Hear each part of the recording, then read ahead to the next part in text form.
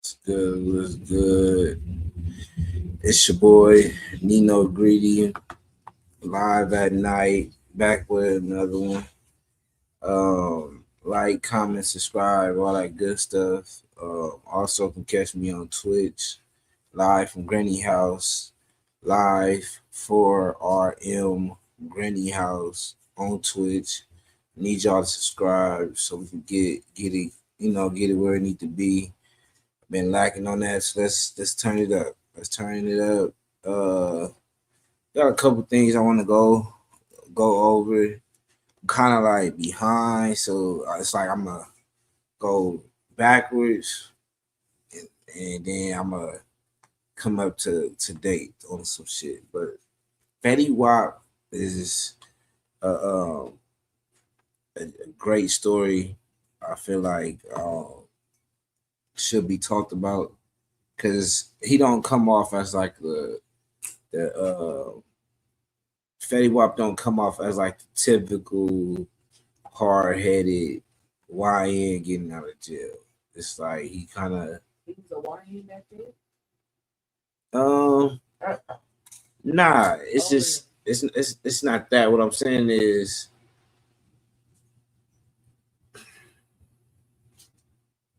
you don't get nobody from his age group making these type of mistakes to where they could like respond maturely about how to go about just going to jail, getting out of jail, doing the right thing, being mature, being about their kids. I feel like Fetty Wap is in the space where it's like you see he mature, you see he know more about himself, you see he want more for he just want more, and that's like just part of growth. You know what I'm saying? So I'm just think it's a dope story for kids out there or just men out there that stumble across success and then make mistakes to lead them down the wrong path. And some people be thinking it's over with because they just struggled their whole life. So it's like, damn, I struggled my whole life to get here, make a mistake. It must be it. You feel me? But Fetty Wap is showing like, nah, it's not over. You made the mistakes, get back right, and it's more on the other side. You feel me? I feel like Max B is kind of doing that too, but he like older. That nigga like 50. Right. So it's like that's a whole different type of conversation. You know, for So he's considered an ON, Owen. That's what they call him. I think.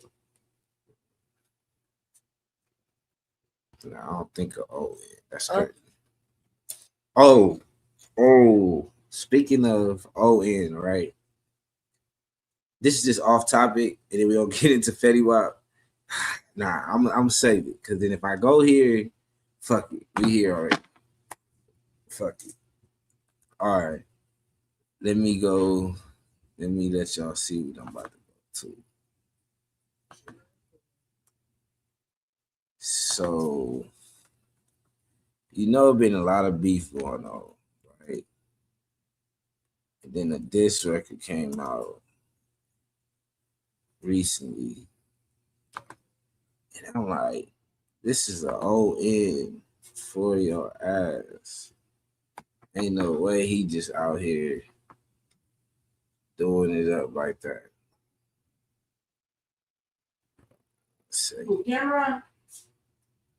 Oh yeah, I got that. Cameron, I'm gonna get to that. Yeah, but it's like I already then covered J. Cole. Mm-hmm. I don't want to feel like I'm just dragging J. Cole, but I still got shit to say about this. Him in general. Like, hold on, y'all. Let me see. I'm looking at two different places. All right, let me just play this first. Bear with me, y'all. Bear with me. All right, this right here.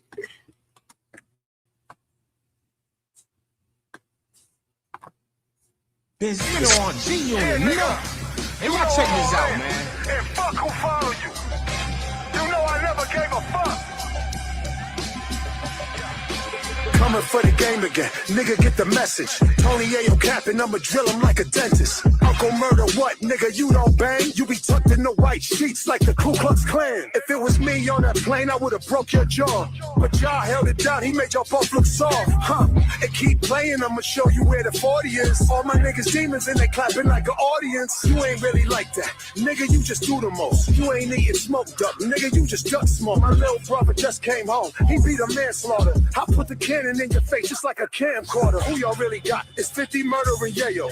Give a nigga 50, I bet he murdering yayo. I grew up in the bean where them niggas is plotting. Shit, I was in the field like I was picking up cotton. Now it's all about the Benjamins, cause niggas moving feminine. It's been that way since I was paying 50 cents for Eminem. How dare you tryna troll Lil Tiny, she is a black queen. You act mean, I'm giving shots like a vaccine. Fell off and made me right, I had a lot of crazy nights. Plus time is real slim in a shady life.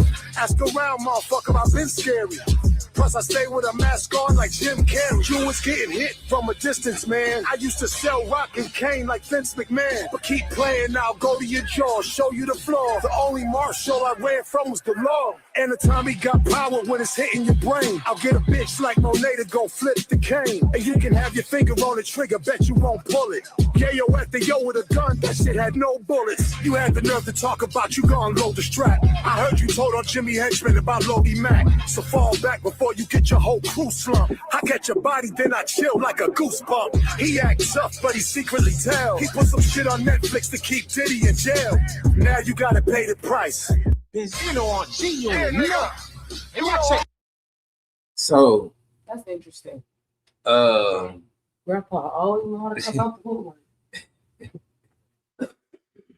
I hate how I be looking when I be listening to this shit, but bro,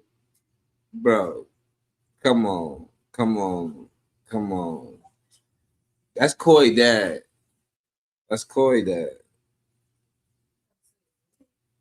Benzino, we know that's Coy dad.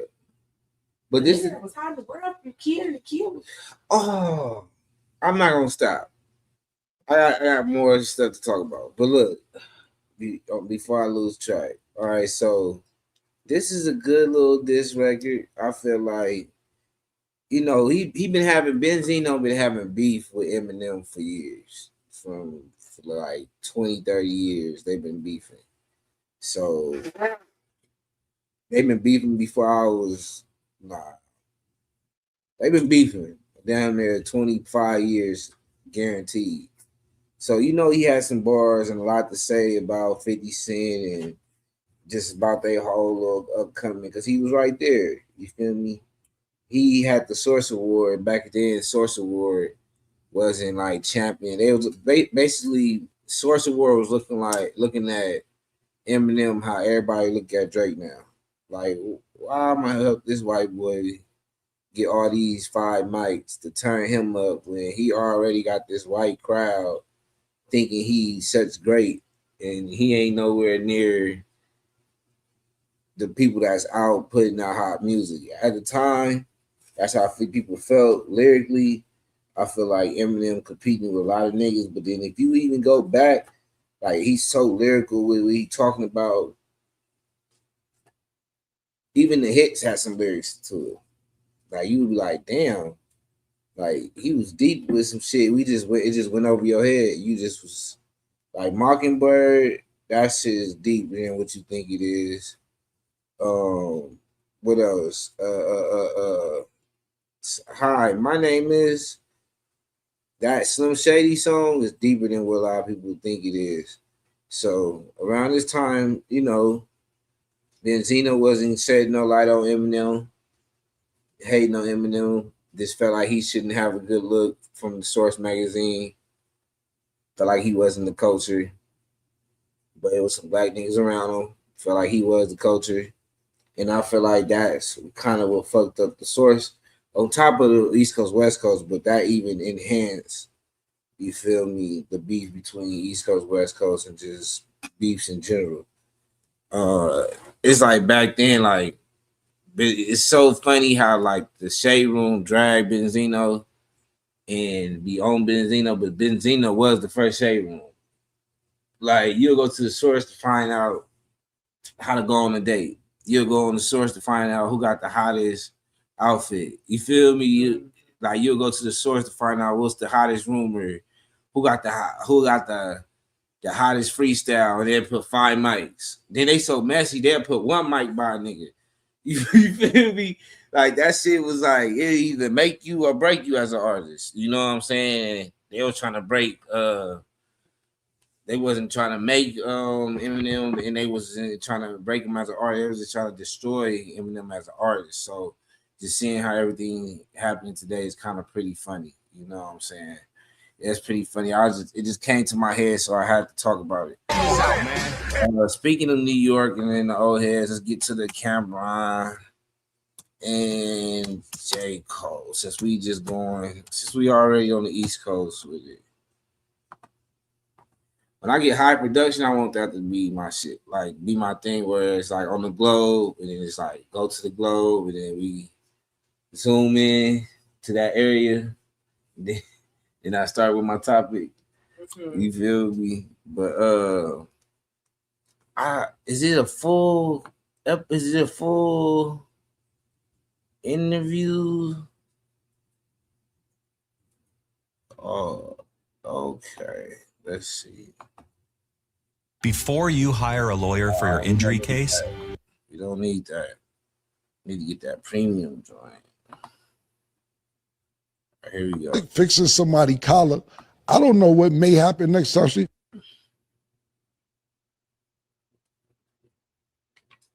What's up, man? I'm just saying, like, a lawsuit, bro. Lawyers, you know. What's up, everybody? This is the world. Nobody wanna. This nigga, Ed Lover, nigga. I was gonna say some stuff, but let people live. Shout out to Ed Lover, but that was not the video I was looking for.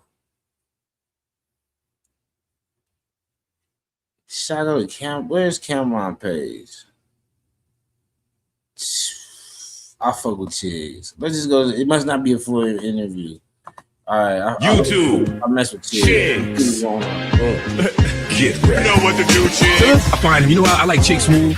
Chick Smooth is somebody I really enjoy listening to on YouTube because Chick just got an intellectual curiosity about things. Oh man, they got us, you guys. J. Cole and Cameron just pulled the bait and switch on us. Now, for the last couple of months, these guys have been going back and forth about a lawsuit, all because Cameron was not paid what he was due by J. Cole. These guys did a record together a couple years ago. J. Cole was supposed to hold up his end of the bargain and return the favor, either with an interview or a verse for Cameron. And according to Cameron, after reaching out to J. Cole several times and finally realizing that J. Cole was actually ducking him, he decides to file a lawsuit on him. Now, the last update we got, Cameron actually addressed it and he laid out everything that happened. Me and J. Cole are cool, or was cool. This is exactly what happened. Being a man is keeping your word. And I know everybody's busy and everybody has things to do. But if I give you my word 4 or 5 times, I got to do it. So on his first project he did, I did an intro for him. I did the record for him for his intro. I told him I may need a verse whenever I get a project done. He said, cool. He had another project. I did a record in 20 minutes. I knocked that shit out and went off about my business. I need a verse. I'm exaggerating, but he's like the shock rain right now. And, you know, the moon got aligned with the stars. And, you know, when I write, I put my all into it. Okay, let's put your all into it then. You know what I'm saying? Give me that. You called me twice to do something, and I did it. One day you have 48 hours to do it. Then I knocked the other thing out as soon as I came to New York, because you ain't want to send me a record. You want to be in the studio with me. I knocked it out. Cool, you don't give me the record. Then I say, you know what? Forget the record. Let's do an interview. Got you. I got a project coming out in June. Let's do it around there. Cool, June is coming. Oh, we pushed the album back. I don't want to just do an interview. All right, cool. Now we're going to do it in October. All right, I'll call you back in October. Yeah, what's up? Oh, man, Keller, you say, I tell you October, you call October, huh? What? Now, this timeline, for some people don't know, this basically the timeline that Cameron has dealings with J. Cole when it come down to music. your first project ever is always dope when you got a legend on there. So it's really Cameron was really giving him a favor. Still to this day, Cameron really don't pop out on different features. Seem kind of retired. So just to have Cameron on his last project, that imagine that probably before last, Cameron was on, and then he was on your first project.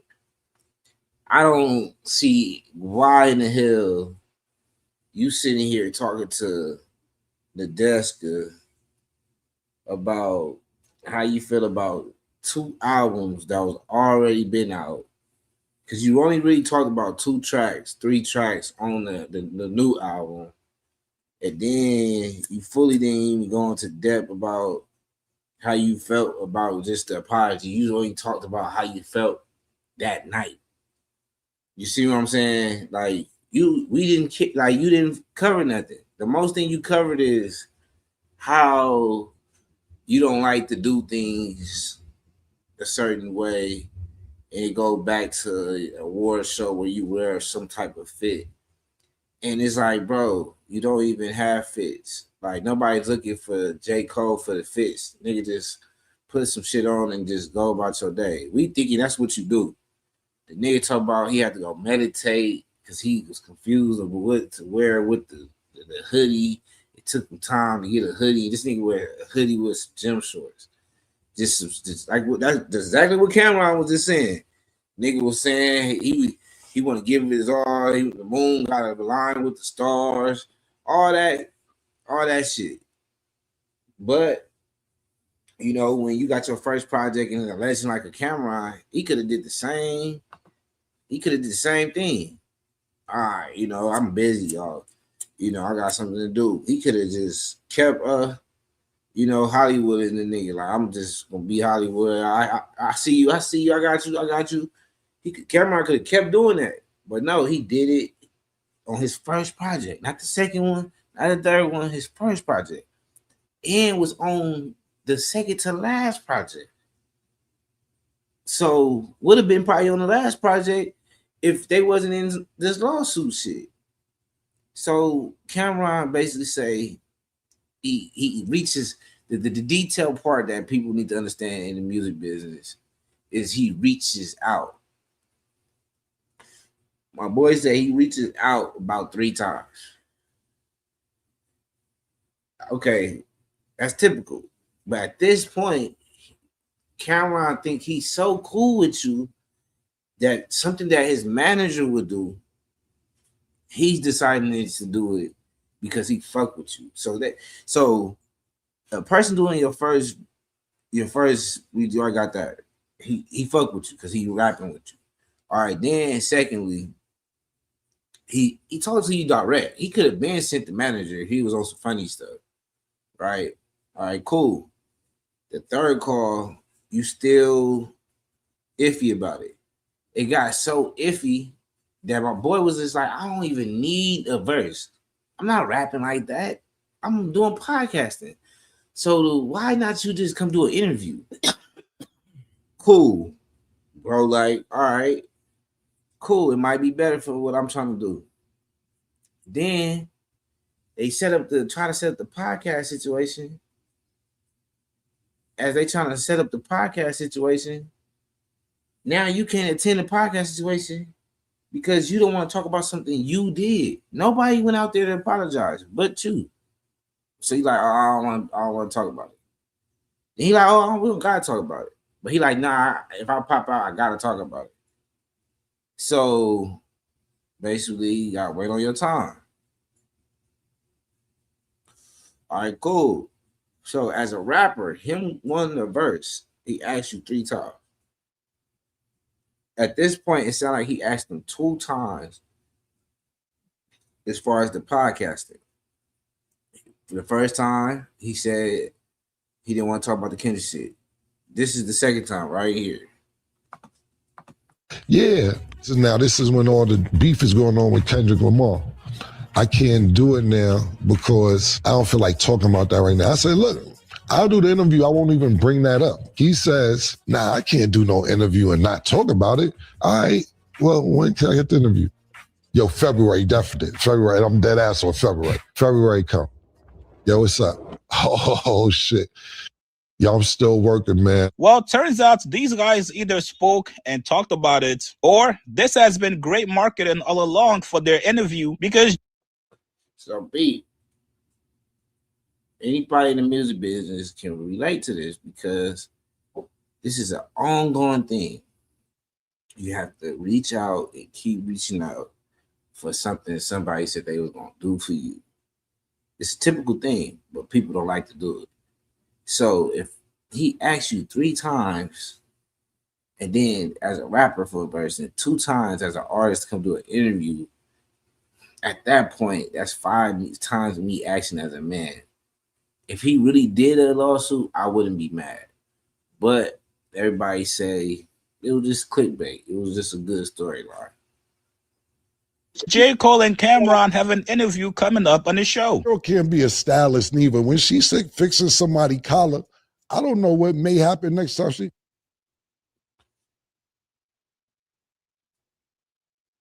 What's up, man? I'm just saying, like, a lawsuit, bro. Lawyers, you know, it wasn't like that. I'm just saying, bro. You got niggas like.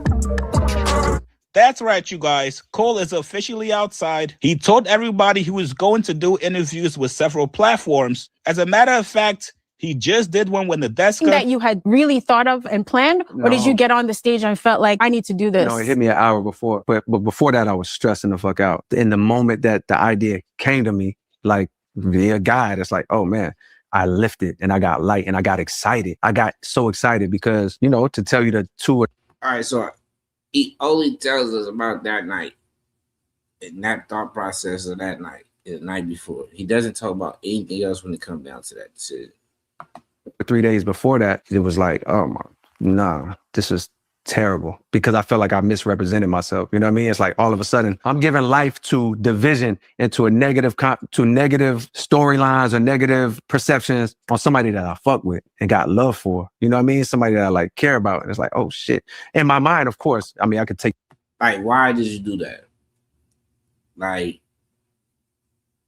that's like, it's a bait thing, right? A lot of people do this that's rich. They might have some spare money, some fuck around money. And they probably got a long time frame or a short time frame. Or a friend they just iffy about. They just gonna put some money right there and let it sit all night.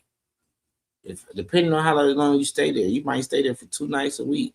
They just gonna leave the money right there and see if your ass pick it up. Now, it's 2 sides of the story. It's 2 sides of the token right here. One side will say, why do you got your money out in the open? What's the point of you having your money out? Like, it's no point in you having your money out.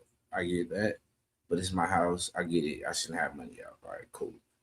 Then the other side of the token is, damn, your friend robbed you? That's crazy. That's crazy work. Well, how would that be possible? Like, what? That's supposed to be your people. Why are they picking up your money? All right, cool. J. Cole is on the side of the token of, why did you leave your money out? Because he shouldn't have just took the money. If he a real good friend, if we had all got good friends, right? Your friends that said the coldest jokes.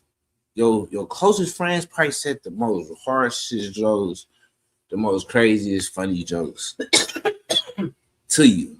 So if anybody can tell you the craziest thing, it should be your friend. So by Kenji saying it ain't no big 3 bitches, just me. That's what he said. Bitches ain't no. That's what he said, right? The big 3, big. It's just me. Nigga, oh. I'm really like that. So by him just saying that, that's like, okay, you're not big 3. Wow, whoopty. What my boy Young Thug say? Whoopty doo. He said you're not big 3. Whoopty doo. Like it was nothing for you to take the money. You was just supposed to leave the money right there, boy. You back to, we know why that happened in the first place, but just to answer your question, that shit had me feeling terrible because I'm like, quick shout out to DraftKings Pick 6 for sponsoring this video. Now you guys are gonna ask, Chigs, that's right, it might be me for to win big. And you can come on, Chigs. I know you're trying to make your dough, man. But golly, he gonna make you look at that shit. Golly, Chigs. Just down there the whole video. All right. it's nasty. This shit don't feel right. And of course, leading up to it, it made, when I was doing it, it made sense. I had actually, I can't really say it made sense, but in a moment where I wasn't clear, I chose to do something that didn't align. It's like putting on the fucking outfit. And that's another thing. Well, my boy not clear, he do the wildest shit. So anytime you see Cole do something that's just unnormal, he wasn't clear. He puts everything on just not being clear, Versace sweater or whatever. In a moment where I wasn't clear, I chose to go this way for reasons that I could tell you about. But all you need to know right now is like, yo, I felt miserable about it. Like literally, like my whole demeanor, my whole shit, my wife could tell. And so I'm like, oh my God, I gotta go on the stage and like come out here and pretend. Almost like people think that I'm representing that. Mike Delete Later had just dropped. It's the biggest news. Not saying Mike Delete Later is, but just the drama of all of this is the biggest news happening. And I'm coming out as a representative of what the fuck they just heard. It's like, nah. So an hour before it was like, aha, like, yo, in a very loud manner, on a very public forum on your album, you said some shit you didn't believe in. Now you got the opportunity to go on the a bigger forum, a bigger stage is being live stream and say something that you believe in. And now the main interview that everybody has been looking forward to, him pulling up on Cameron and sitting down talking about their lawsuit. Hey man, they got us. Whether or not this lawsuit was actually ever real, obviously seeing these guys together, this was all planned and scheduled, which means they've worked out whatever issues they had, if there was actually any issues at all. This whole entire lawsuit then could have been a rollout for this interview. Now, obviously, they're going to speak about the lawsuit, but I'm also interested in hearing what else Cameron is going to ask him. This might be interview of the year. You guys get in the comments below. What do you guys make of J. Cole and Cameron putting aside their issues and finally sitting down doing an interview with each other? Did we just get trolled behind the scenes? Like this video, subscribe to my channel. I'll see you guys later, man. Can't be a stylist neither. When she's fixing somebody's collar, I don't know what may happen next time she.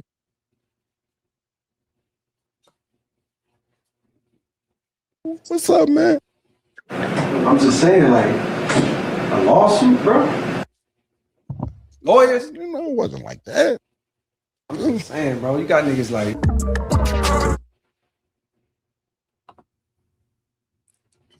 I don't know. He seemed kind of. It seemed kind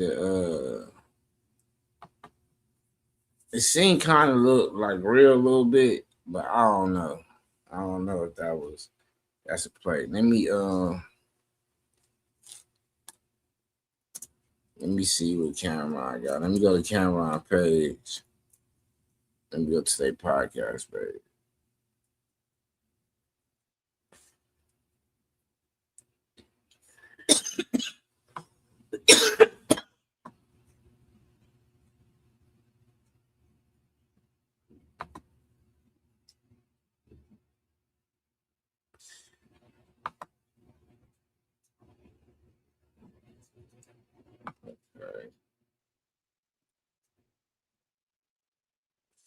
What's the name of anybody can comment? What's the name of Cameron shit?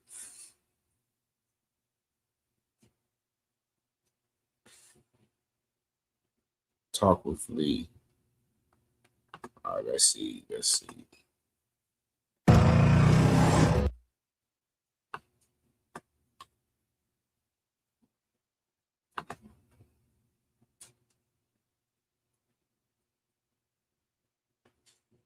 All right, so it premiered in 37 hours.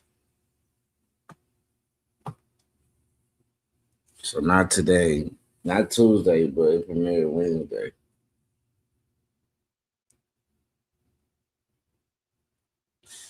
They got 16 people waiting for that motherfucker.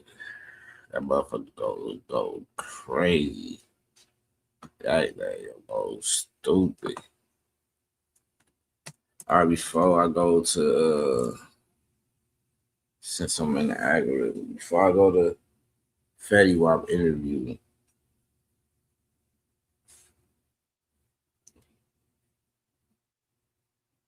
let me see what I missed. YouTube chicks. Get ready. You know what to do, chicks. I find, you know what? I like Chick Smooth. Chick Smooth is somebody I really enjoy. This morning, I played a couple clips from the interview for you guys. Once again, shout out to Lauren LaRosa from the Breakfast Club. These clips she released this morning has everybody pissed off at Cole. Now, just like we've been seeing the last couple of weeks, a lot of people in media are now starting to shift the narrative for Drake to turn him into a victim. That's right, you guys. The PR spin is in full effect right now. Drake has gone from somebody that lost the rap battle to now being made out as a victim that everybody wanted to see fail. Just last week, we saw Gilly come out and blame black people for wanting to see Drake's downfall. According to Gilly, Drake was winning so much that black people specifically just wanted to... How you feel about that? He basically was saying he was trying to tell Fetty Wap. That's why I'm about to go watch that interview, because there was a lot of gems in there. But it was one, he was just basically saying, like, you know, black, you good. You know, you're in a good position because black people, you know, they like to build you up and then tear you down. But then when you down, they want to see you back up again. So since you in, you know, you down right now, kind of down, ain't no way, you know, ain't no way up, ain't nowhere else but up type of situation. Who said that? Gilly said that to Fetty Wap. Like, all the black people gonna fuck with you type shit. He's like, cause look at Drake's situation.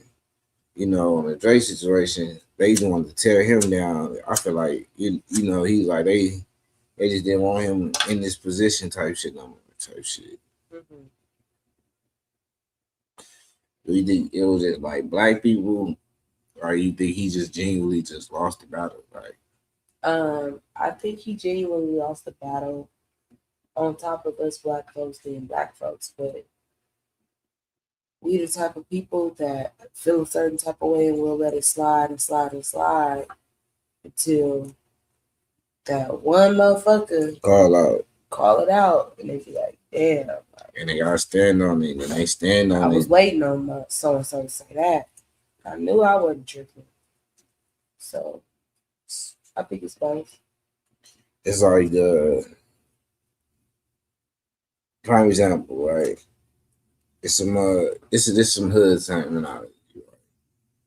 You got that person going to this common laundromat and they just stealing quarters. That's crazy to compare his, not to put you off, but that's crazy to compare his situation to Drake's. Like, but motherfuckers come home from jail and get support all the motherfucking time. So of course he not, in our eyes, he not even down bad. Who, Fetty Wap? Yeah, like, nah. That's why it was kind of weird you saying the person was down to prove that black people will praise him in his light right now. Like, if he was in a position where he was at down, but he was like just spreading negativity, people probably wouldn't want to fuck with him like that. Like, why would I fuck with Fetty Wap? He could be on some bullshit. Mm-hmm. So it's not even about him being down. It's just who he is and what he's trying to represent. So looking at it, me being like a viewer on it, I'll say when I found out he got out, I'm like, oh, that's what's up. Like, we low key was missing some Fetty Wap music. Like, cause when he went to jail, he was still hot. Like, let's be clear. Like, and he had a particular sound and had bangers. So it's like you know, features, he go crazy. So coming out and hearing a motherfucker on a different type of time, that's even better. Don't look like we got to worry about you going back to jail no time soon. Right. Let's drop some music. Like, but I think the beginning part of what you were saying was like a perception. Like to your perception, the person might be cool, not down. Not taking that motherfucker down. Somebody else might be like, no, the nigga ain't brought out the hit.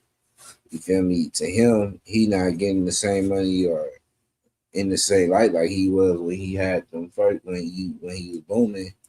So it's like when you up that high, normal is down. You see what I'm saying? Mm-hmm. So it's like you gotta understand it's not just that's a typical. It's getting out of reach. Yeah. Mm-hmm. And that's why I be feeling like Gilly be out of reach a lot anyway. Like I feel like you the type of like that. I don't want to say Uncle Ruckus. I was just gonna say he's out of reach because he's older. Yeah. But it go back to like the laundromat situation, right? So the whole thing with the laundromat situation is like we all go to this laundromat, and then you got this one person that's stealing quarters. But ain't nobody tripping because at the end of the day, they like shit. I gotta pay you to wash anyway. You feel me? You stealing. You basically you're not stealing from me. You stealing from them. And then it be that one person to be like, nigga, stop stealing from this laundromat. Right, that we coming in every yeah, you feel me? Like we know you, nigga. We know you the nigga that's stealing from the laundromat. And then they get into their tussle. He whooped the nigga. He tell him, don't come to the laundromat no more. Now, all the black folks in this motherfucker, when you walk in this motherfucker, we all gonna be looking at you like, this nigga back here. Right. What you gonna do? What you finna do? You bold or you not bold? Show us what you got, motherfucker. And that's what type of situation Drake is in right now. He the nigga that's walking into the laundry, man, knowing you been stealing from the culture. And then when a nigga call you out, the nigga like, shit. Damn. It's awkward. Yeah, it's awkward. What you gonna do though? You gonna stand on it and keep stealing these quarters? Or you gonna come in here and wash your clothes and be a regular person now? You gotta pick one. Right, and act like you got some sense, right? To bring him down. It's when you get back to the top, that's when you got to worry about saying, he did it. We saw Gilly come out and blame black people for wanting to see Drake's downfall. According to Gilly, Drake was winning so much that black people specifically just wanted to bring him down. It's when you get back to the top, that's when you got to worry about saying, he did it again.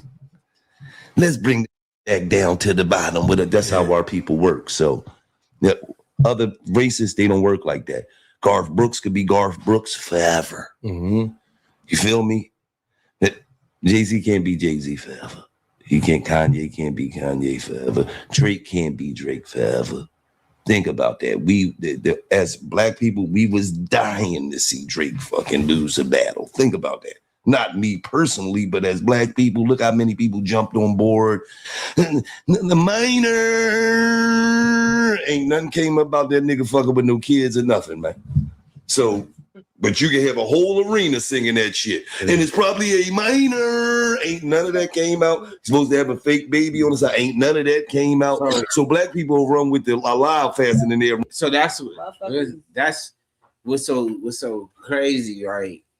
When he first said that, motherfucker was from Atlanta, he didn't even say no shit. When he first said that, I instantly thought the same thing. Like, what? Nobody seen that video when he was on tour with it, and but that be my young thing. girls on stage and shit. I feel like, you know how as black folks we are the minority, quote unquote, right? So a motherfucker could have a million excuses as to why we are the way we are, or you know what I'm saying? I feel like in the industry, West Coast, I'm gonna just say California, because that's where Kendrick is from, LA area, because that's where Kendrick is from, right? they always do that to us. Like, you can't just never let a motherfucker just have a W. Like, you want to bring up the minor line and then you want to say it like minor, like, you know, that's how we talk. Like, yeah, that shit is like, they be quick to say little shit. Like, just get a motherfucker his credit and move on about his day. Like, don't make it seem like, oh, black folks just wanted to see, oh boy, fail. Da, da, da, da. Like, I don't know how to explain it. So I'm gonna just stop right there. yeah. So it do become a regional thing. I guess Drake did spend a lot of time on the East Coast, a lot of time just chilling, you know, mingling with the people personally, and he helped people personally, you know, in these areas. You know, he looked out for game and certain people in LA and stuff like that. I'm not saying that, but what I'm saying is, I don't know why they respect him so much on the East Coast, right? And then you gotta think about it.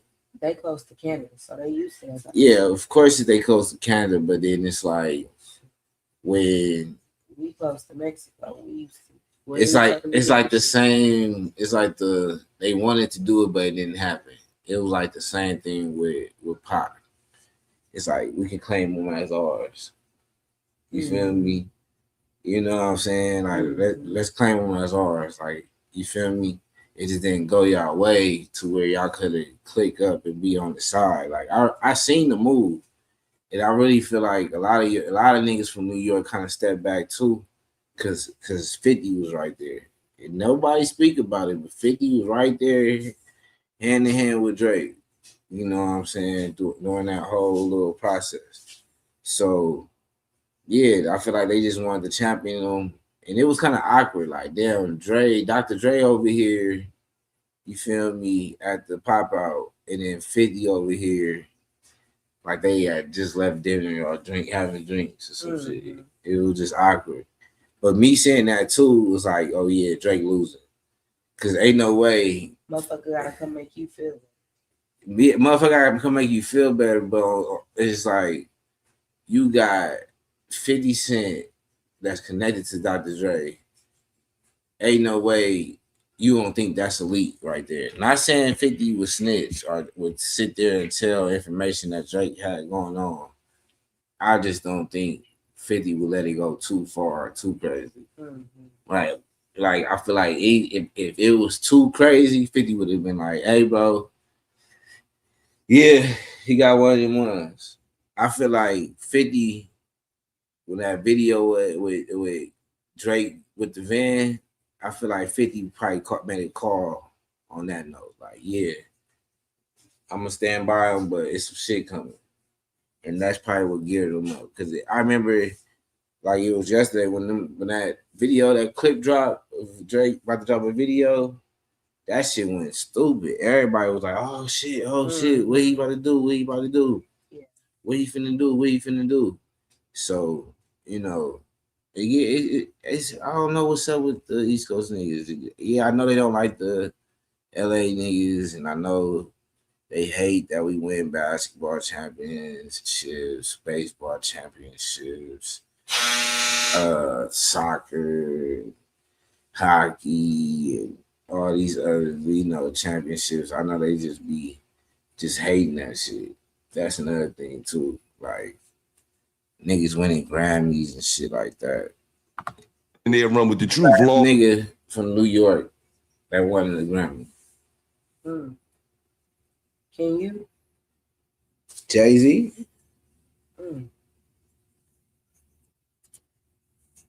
Shit, Fabio Foreign being part of Kanye album or something. All right, being nominated at that, but you feel me? Ain't that many who over there doing Grammys and shit? What team over there winning championships? They be hating. As long as it's up to bringing a nigga down. Now, Glasses Malone did actually call out Gilly and told him to stop trying to make Drake look like a victim. Doesn't matter. It's great when your guy wins, but you also got to be a player when your guy lost. And Gilly, the truth is your guy lost. It ain't because of no Lies. It ain't because everybody wanted to see him lose. It's because he went away from his strength. You can't fake it. You can't fake it. You can't get up on that microphone and be tough when you're not. The reason he was able to beat your city, right, in Meek Mill, right, is because he wasn't trying to be tough. He poked fun at himself like he always did in back-to-back. He poked fun at himself. He made it fun. He made it funny. We had a great time enjoying it. And he was able to topple Meek Mill in a battle. Here's one where you tried to convince everybody you was tough and you gonna fight somebody and you gonna do this.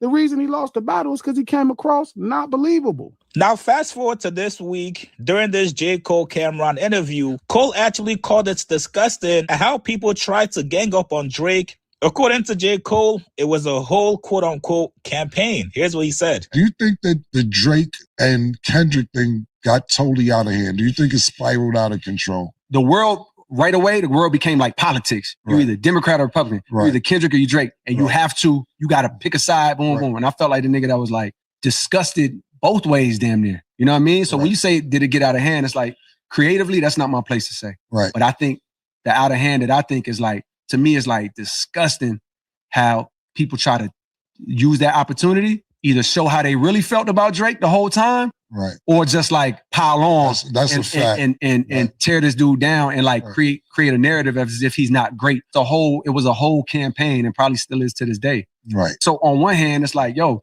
I feel weird and they're gonna make headlines out of this. Just like all right, this the problem. Let's talk about music. Let's talk about just music. Let's just talk about hip hop.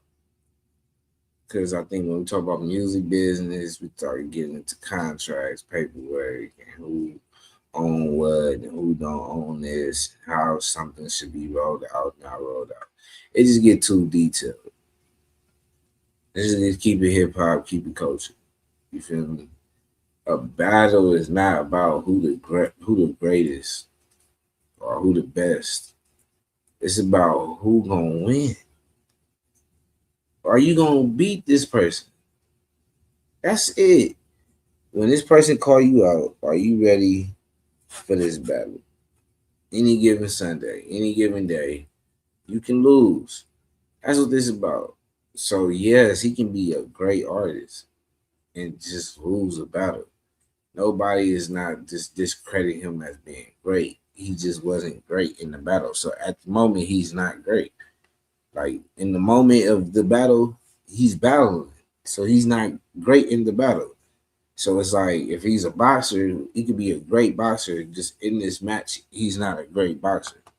Just like when I see Kendrick get the moment he had, the pop out, the stadium, the Super Bowl, the Grammys. I'm like, I'm just as proud of this nigga as I was when I knew him back then. But I also hate that for Drake. And I hate how the world turns on him. And simultaneously, I'm over here like, man, I hope Iceman go crazy. Quick shout out to DraftKings Pick 6 for sponsoring this video. Now, you guys are going to ask, Chigs, what exactly is DraftKings Pick? Meek Mill's back in. DraftKings Pick 6 highlight chilling with Moni. Make sure you guys go subscribe to her channel on YouTube. But I thought she made pretty valid points in response to this J. Cole clip. She said when Drake was kicking Meek Mill's back in, you said nothing. In fact, you showed up to OVO Fest and performed, a headliner. I'm sure you felt some type of way, being you feel some type of way now, seeing people at the pop-out, quote-unquote, turn on Drake, or was that different back then, Cole? Did you feel bad how the world dogpiled Meek Mill, J. Cole? Did you feel a way when he was turned into a meme by Drake on tour in corporations? Did you feel a way when Drake was nominated for a Grammy for his diss? Were the laughs and jokes orchestrated on Meek Mill? Now, this response was actually funny. She said, we are watching in real time two half-whites try to rewrite the rules of hip-hop and battle culture. One deleted their diss and the other filed a lawsuit after dissing, while the victor is expected to not have a victory lap or be praised.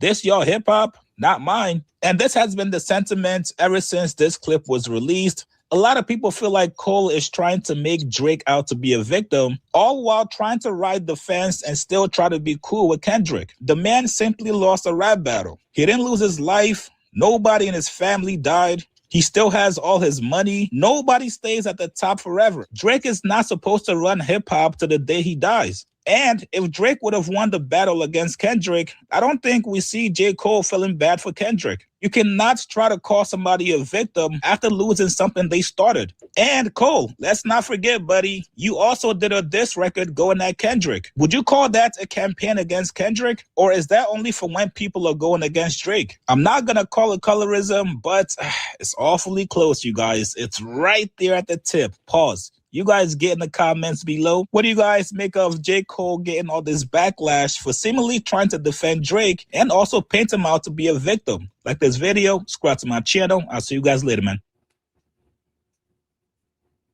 So the tough thing about this is like when they talk about, you know, two people that's mixed, is trying to change the culture. That's why I brought that up. Like, let's not talk music business, let's just talk purely culture. When you talk just purely culture, it's only right that a battle is just a battle. It's not because somebody said, it's like, you know, it's like a mama joke, right? We had a show on MTV called Your Mama.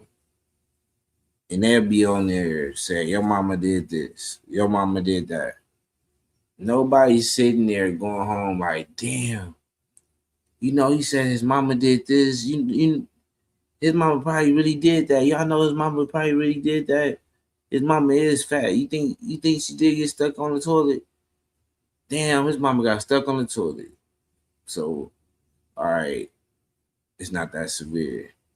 So the niggas calling the nigga PDF. Okay. I get it. You gotta fight fire with fire. This nigga was calling this nigga abuser, domestic abuser. Then he was saying that his kid wasn't his, it was his homeboys. Like, who say stuff like that? It's not a word for that, but what game is that? Who play like that? Who play like that? Name me the nigga in the hood that play like that. But it's crazy that they were just saying two people just, it makes people is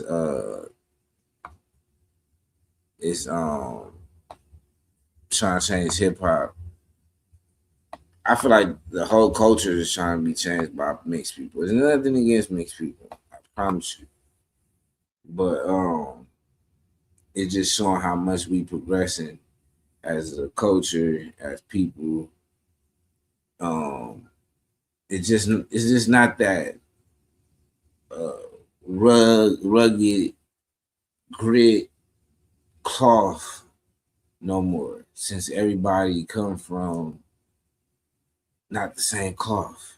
It's either a side of your family is either think a certain way, have a system set up a different way than the regular black culture, or it's either you've been so rich your life, you disconnected with the regular black culture, to where when you get on these large, you know, these large platforms, you don't get the sauce. You don't, and it just feel like a whole different type of game. Now it's feel like a whole different type of music. I seen a clip where they was talking about that, and I picture this. It's the early 2000s. I felt like it was very interesting to see how just, and beyond if the game is progressing and not progressing, or music is progressing, not progressing, we're losing opportunities for the hood. Like, you know what I'm saying? Like a basketball player that's, he telling his kids, go get that bag and be a basketball player. He not telling his kid to go be an engineer or a plumber or anything like that. You see what I'm saying? So it's that kid that's trying to be a 1 in a million, 1 out of 100,000, you feel me, to make it in college or make it in the league, and you fighting against somebody that didn't have training all their damn life. Every NBA superstar seems to share a common thread. They come from the hood. From streets, they escape poverty, violence, and broken systems to rise to greatness. Names like Allen Iverson, LeBron James, Kevin Garnett. Their backstories as iconic as their performances. But now, fast forward to 2024, the NBA is still packed with stars, but something is different. Those inspiring come up from the hood stories just ain't happening no more. Instead, many stars are emerging from more affluent environments, elite development systems, and suburban backgrounds. The question is, why? Why aren't today's NBA superstars coming from the hood like they used to? And what does this shift mean for the league, for the sport, and for the culture? For decades, basketball wasn't just a sport in America's inner cities, it was a lifeline, a way out.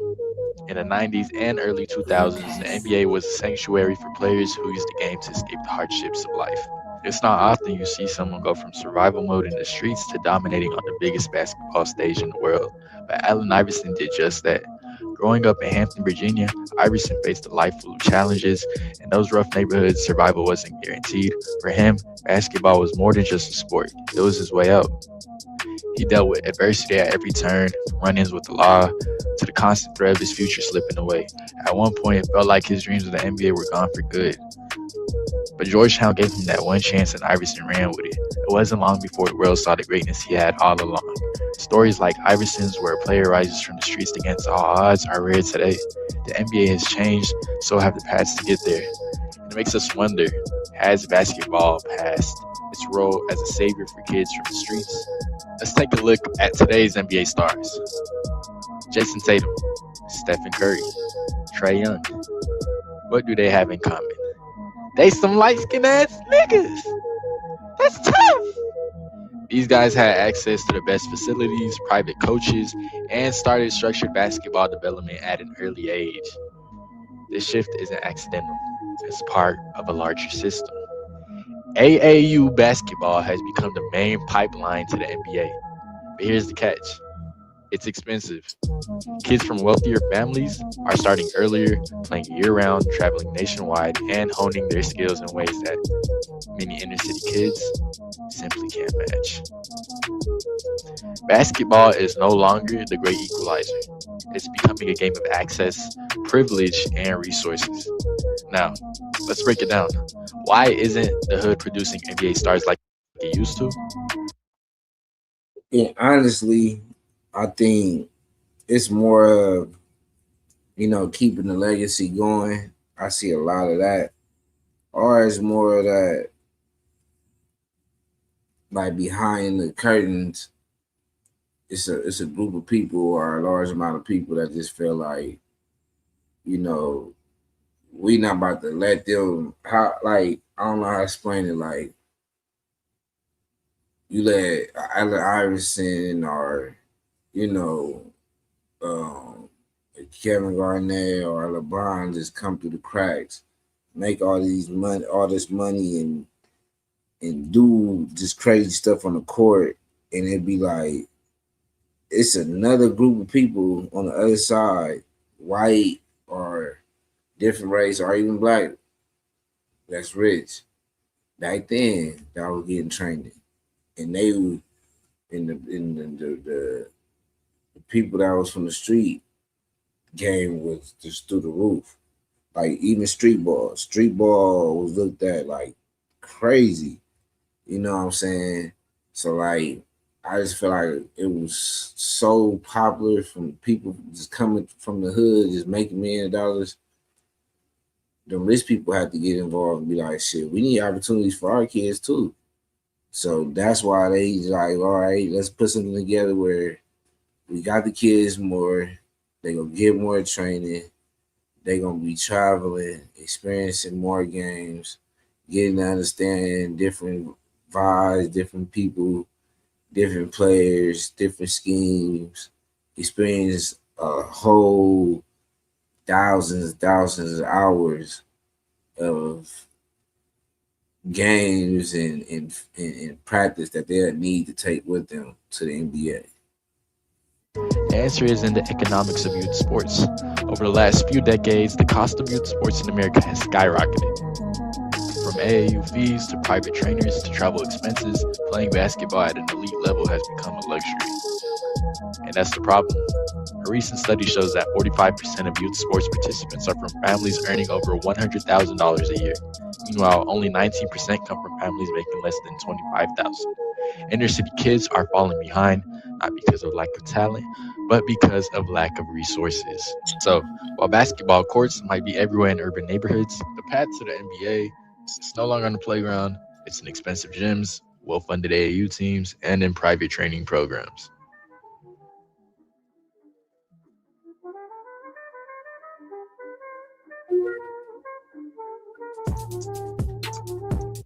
Yeah, but I just thought that was interesting when they brought that up. That's what my mind went to. It's 1 o'clock in the morning. Let's see. Let's see.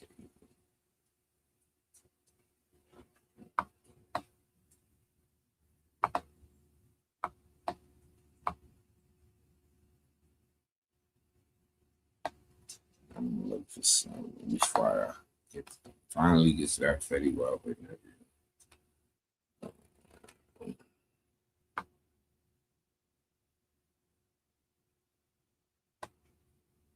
All right, yeah, let's get to it.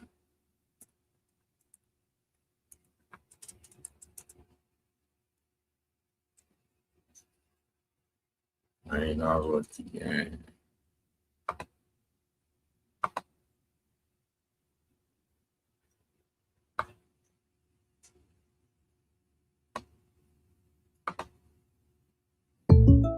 What if I get an offender bender?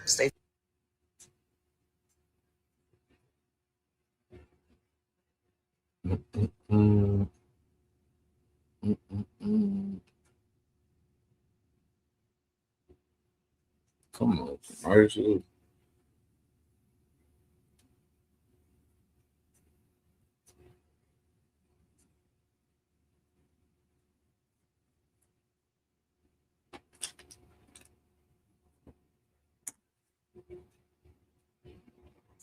Forget. Let me explain something to you.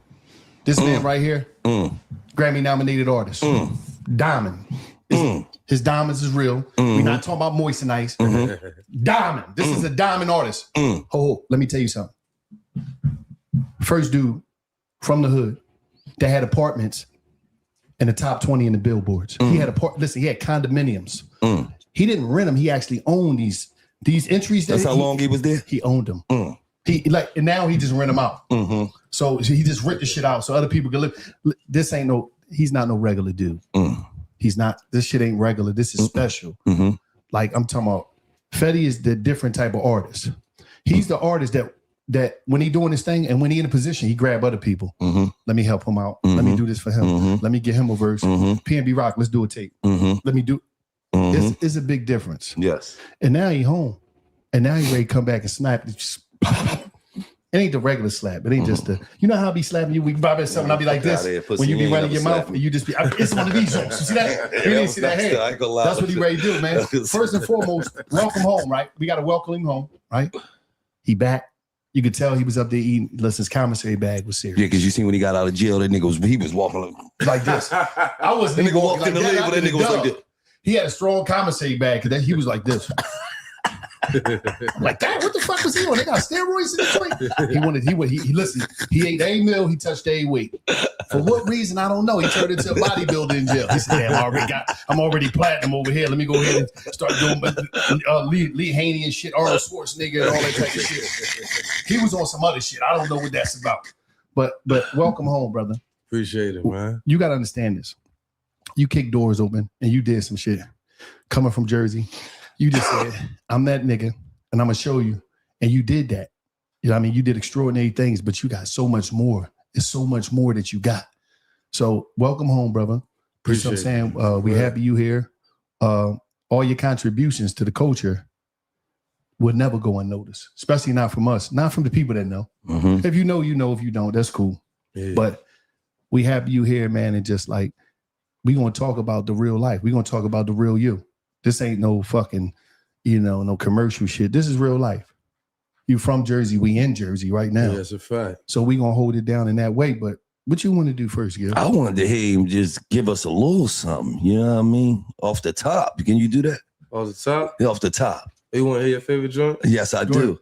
Okay, it's time for me to go up. I don't think they're ready. If I pop out, would he show up? I don't think he crazy. Get a butter knife and relapse. I might cook up a baby. Hey, he was pushing bags up, but now he push up daisies. I remember having dreams about a meal in a Mercedes. I remember having dreams about a meal in my Mercedes. I remember I was waiting for a plug like a blessing. I remember them dark days on 12th and 22nd. I remember me and Perrion gave me my first strap. I remember it was Quadrisa. Hold on, you know what I'm saying? I remember. Yo, wait till y'all hear this shit. I remember. Wait till y'all hear. I remember. Just remember I told y'all this. That record will without a doubt crack the top 10 on Billboard. Wait till I get my voice back too. Remember. Yeah, baby. Yeah, I done did since I've been home. I'm 120 songs in. God damn. Yeah. Damn. The fuck, 120? But let me take you back. Nigga been home 2 weeks. Yeah. But let me take you back. You put, they put them platinum bracelets on your wrist. Yeah. You know you're going down. Yeah, it was you got to sit down. How did you feel being a father, knowing you was going to be, you got success, but then you got fatherhood, you got all these things mixed up, all these responsibilities, all these people counting on you. What was the feeling? What was going through your mind when they put them shackles on you? You knew you was going for a minute. Yeah, as soon as they grabbed me, I looked around, I said, all right, it's time. It's time, you know what I'm saying? You know what you're doing when you out there in that field, man. Like, if you blind to it, you ain't a real nigga. You know what I'm saying? And whatever a real nigga is, because there's so many people call themselves that. But if you know what you're doing out there, and when it's time for you to go sit down, sit down. You know what I'm saying? Don't start bitching now. Don't start miss my kids so much, because if that's the case, then you would have never was doing what you was doing to get in that predicament. I don't care how smooth a nigga is. You know what I'm saying? There's a very few. I don't even know if it's a few. There's probably a decimal point of motherfuckers that got away with this shit. You know what I'm saying? And when that time happened, I'm just like, you know what? Like, I got my sister. Like, you know what I'm saying? Like, this is what I trained them for. Like, not kind of sense, but that's what you say. You got who? My sister. Now, I need you to elaborate more on that, because you didn't say you had your niggas. You said you had your sister. Yeah. Why did you just say her and you didn't? You had a lack of confidence? Because I need some of these cats out here that's operating in the street game that think that shit. Yeah, you my day one. Yeah, I died for you. Just you got to elaborate more on that, because you said my sister. You ain't say no niggas. Yeah, my homies. Most like, don't get me wrong. I got love for a lot of my niggas. You know what I'm saying? Like, I got a lot of love for them. Like, on the outside, they'll do anything for me. When you present, everybody will do anything for you. But when you're not around, you on their time now. You know what I'm saying? My sister moved on my time while she was dealing with a new husband, a new baby, pregnant, running around, handling warrants and shit for me so my points could come down, and you know what I mean, shit like that. I told her over and over and over again. I'm like, like, doing what I'm doing, it's a possibility that they gonna come grab me. You know what I mean? And it was like, nah, they not coming. Like, you know what I'm saying? Nobody really understand but you. Like, when you, every time you get in the car, you walk out the house, you, hold up, fuck is that? That car don't belong over here. Like, I ain't know, excuse me, you know your areas. You know where you know everything about your block. You know everything where everybody be at. Anything moving funny where you from, you supposed to be on it. You supposed to be alert. That's what come with the game. If you not prepared for that, you know what I'm saying? You a lost soul out here. You know what I mean? So when it happened, at first the tears, everybody had the tears, and then it was right in the action. And the first person in the action was my sister. It's deep when you say that, because when I was out there doing my thing, running around in the streets, I already knew when it went down. So when it happened, I wasn't shocked. I knew Gil was going to tell on me. You know what I'm saying? I knew he was going. Well, did it. So I just said, all right, fuck it. So when we got to the district and he did what I said, all right, I'll take it from him, man. Go home, man. Because I seen it, man. I'm talking about when the detective come in here, he had like, man, that shit was like the size of a Bible with all the shit he said on them statements. That shit was this thick. I was like, fuck you, I was man. like, Yeah. I was like, I knew he was said going to tell me. yeah. I'm telling you, got the point out there. I'm just being real though. Like, it is what I feel like, yeah, I know, the man. fact that nigga said, yeah, that's good. Fucked up. He like, nigga, I ain't write no book. Nah, they come in with that. They definitely do come in with that big ass, you know what I'm saying? But at the end of the day, it's like you was accountable, but to have somebody like her, I just need people to hear that because at the the other side of the game, people only love you when they see you. That's a fact. And number two, at the when you get to the inside, there's always the women that's riding. Ain't nobody out, ain't nobody around no more. And I can only imagine because the feeling I need to know for you to describe to them, the viewer, the feeling that you had knowing that you was on top of the world. You had everything. You was throwing money everywhere. You was taking care of so many people. And now you had to, you in a different situation where you moving at, doing whatever you're doing. Mm-hmm. That was real though.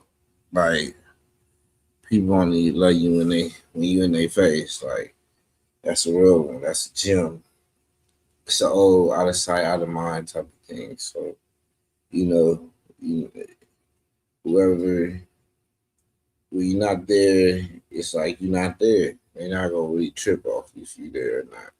But when you there, it's like, damn, it's love, respect.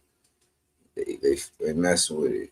Now, a lot of times you might, you feel me, do you. When you go do you, it be only a few that check in with you. Like, how you doing? What's going on with you? I ain't heard from you. So that's what he's speaking on. Speaking on his sister, just being that one in his corner, is basically saying like you running the streets, doing everything you gotta do with your boys, but you can't depend on your boy in the most fucked up situation in your life, right? Which is crazy. Then he also speak on, the situation of every nigga know it's a possibility that's happening. You know what I'm saying? So just go sit down, take your time, or just don't do it. And I fuck with that because it take courage to go do it. And then it take courage to be like, nah, I know it's opportunity for me, but I don't want to even be in that position. I don't even want to put my family in that position. So that a lot of times you be like, that nigga ain't know nothing, or he don't bullshit. No, it's because he don't want to put his family in a position that is up a certain way, right?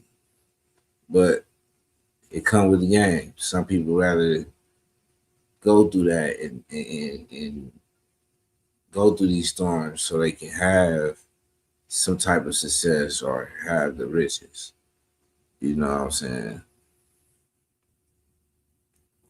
And now you going down. Like, how did that feel? Cause just like did you feel like you lost everything? Like, damn. Yeah, like the saying, like you pouring from an empty cup. Mm-hmm. You know what I'm saying? In so many words, that's what was happening to me.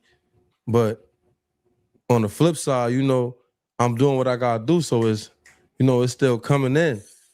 So it's like my whole thing was like at that moment, I'm like, damn, I don't want people to think I'm fucked up. I don't want to lose this house. I don't want to lose these cars. I want to keep this jewelry. I want my family to stay good. I made them promises that I ain't trying to, you know what I'm saying? Mm-hmm. And then it's like, that shit come with a price. Like when you cashing checks that your mouth can't, you cashing checks that you can't cash. Or you writing checks that you can't cash. You know what I'm saying?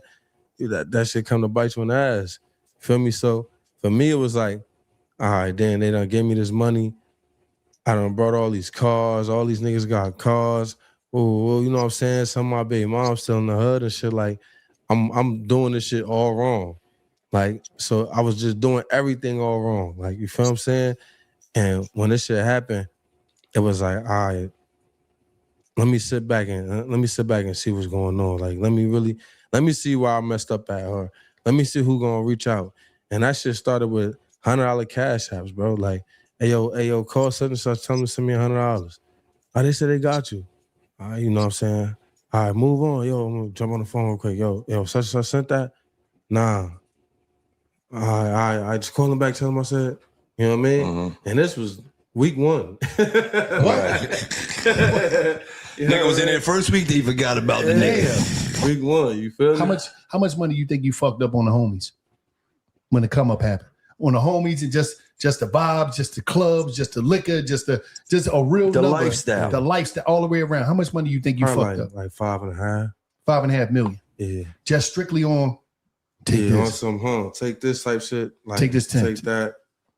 Niggas you need a chain. All right, come on. We going to the strip club. You in the corner looking with the puppy face. Yeah, let me get a dub. I want to get out to him. You know what I'm saying? Oh, it's your birthday. You know what I'm saying? Yeah, we going shopping. All right, niggas. We out to the show. Yeah, come on. We gotta go grab something for the mall real quick. Niggas, I like these jeans. But I just get them. Yeah, You know absolutely. what I'm saying? Because that's what happens when I'm the only nigga performing. But when I'm like, yo, I gotta go get something to wear. When we get there, niggas be sitting there staring at shit. Yeah, that jacket nice. You know what I'm saying? Then you feel survivor's remorse. Damn, man, I'm gonna be fresh as shit tonight, man. Go ahead and get the jacket. Then this happens every time now. Every show now, niggas is in their eyeballing shit. Yeah. Like, so that's how we go. Let me ask you this question. Hotel rooms, all that shit. You being Grammy nominated, biggest artist to hit the scene, and like you fucked the game up when you came. You feel me?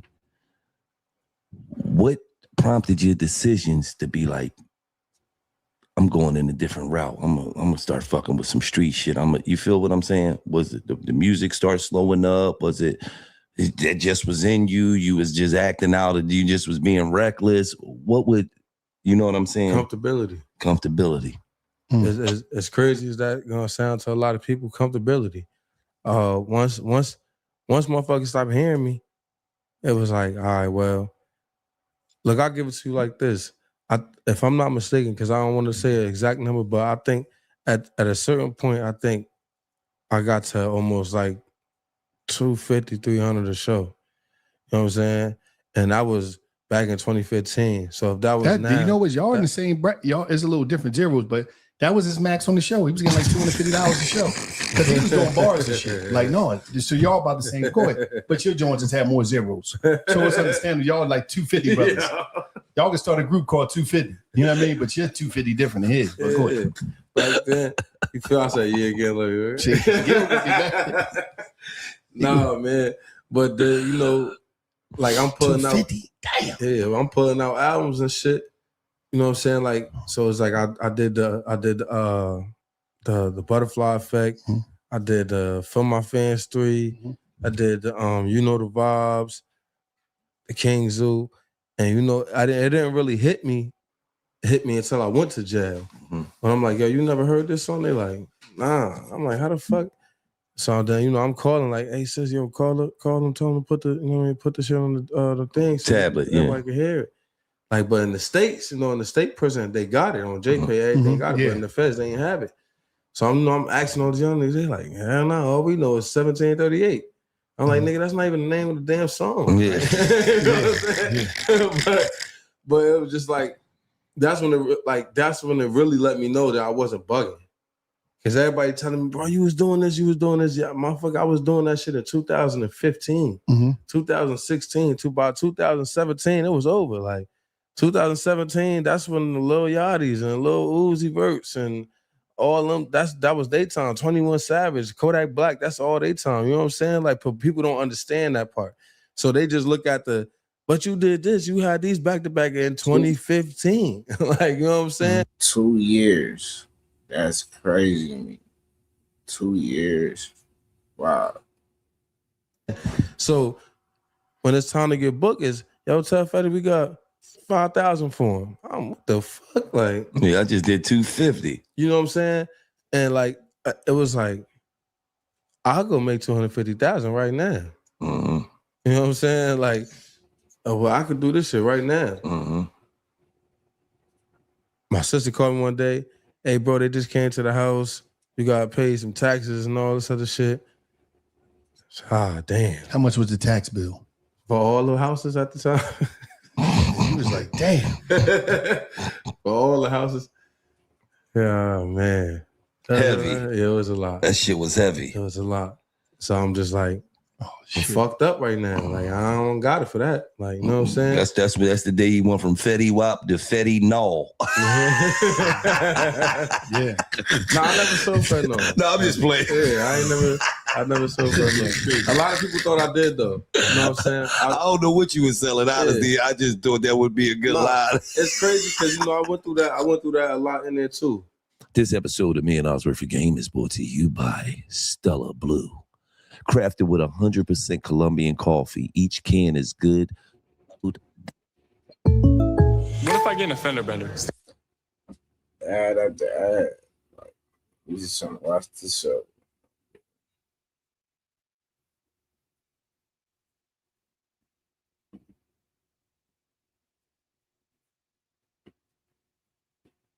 Annual, your choice. Didn't match what I Your choice. Again, grab the Ava app and use my code $, so they know you heard it from me, and you'll get 20% off any plan for the year that you choose. That's promo code $. Thanks to Ava, now you get your good credit. That's promo code $. Thanks to Ava, now go get yourself good credit. Right.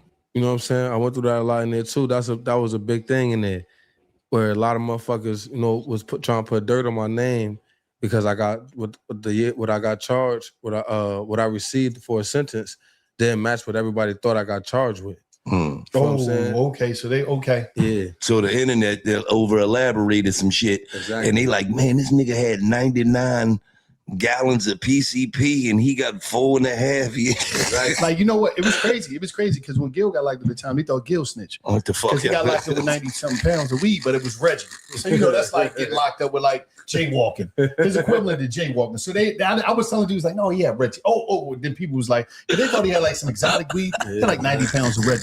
That's like a slap on the go ahead. Give you a ticket and just keep drive off. He just take Don't you believe that shit? Some bullshit. So they didn't really Don't matter. you believe that? But no, he but was in the pit. He didn't know what the fuck type of weed it was. One thing I learned about social media. For some reason, everybody on social media is a lawyer or a judge. I don't like these dudes. Never was in a law library, and everybody because he's supposed to got this because my man, you was locked up for some breaking into somebody's house, and you don't know law. You just was down the county, but they'll tell their niece, no, he supposed to got what's his name, man. They was supposed to give him 50 years. Mm-hmm. Like, you don't even know when he got locked up. Everybody on the internet is a lawyer. Yeah, I shook a couple. I had a couple. Well, squabbles because about that. Yeah. Mm-hmm. You had to pull your paperwork out, huh? Yeah. Mm-hmm. That's your driver's license and registration. Mm-hmm. You know what I'm saying? Did they ask for your shit when you got there? Yo, see your driver's license. You got to have that shit out, huh? 30 days.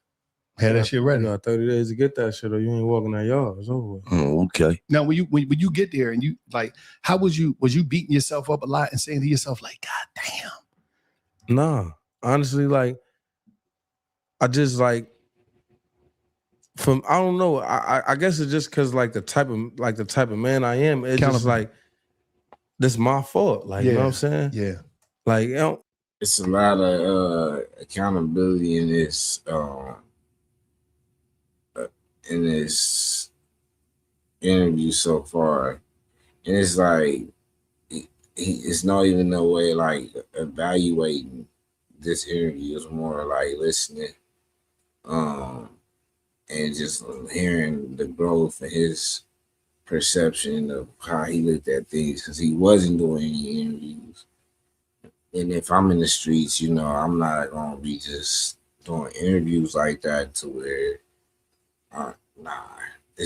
he's talking about making big bucks in the streets. So it's like, it's a reason why during that time he wasn't doing interviews expressing himself right now. Like, now, why y'all not listening to my music? You know what I done? You know, I'm a diamond artist. You know, I got hits, you know, my potential, you know what I'm saying? So I don't feel like he had any interviews like this to where he can like really express himself and give his point of view or perspective. So this is really dope. Just him having accountability. I think we did pretty cool. The first thing we're gonna do is get back to this on on Thursday at 11. Yeah, that's just gonna be the first thing I start with. We're gonna get about 20 minutes into this. Y'all probably can go watch it if y'all want to. But I got a couple other content I ain't get to it then. I got the show hit list that I'm gonna drop. So look out for that. And we got our podcast coming back, relaunched, organized, ready to go for y'all. So thank y'all. Like, subscribe, and all that good stuff. I was about to say. So when you do get a chance, go through the channel, go through the shorts, go through all the different videos and clips. I'm gonna be reposting a lot of different stuff all week, just so we can get back in the rhythm of getting this channel back going.